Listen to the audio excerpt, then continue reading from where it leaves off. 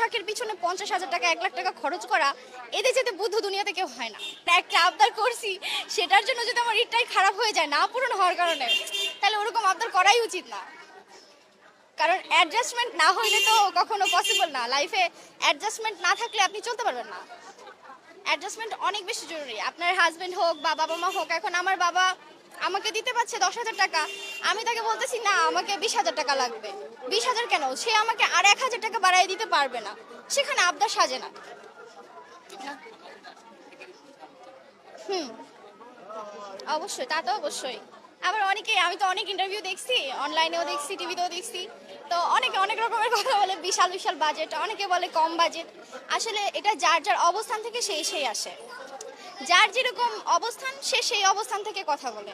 আমি আমার অবস্থান থেকে বলতেছি, আরেকজন তার অবস্থান থেকে বলবে, আলাদা আলাদা। আমার কাছে মনে হয় টাকা ওয়েস্ট করতেছে,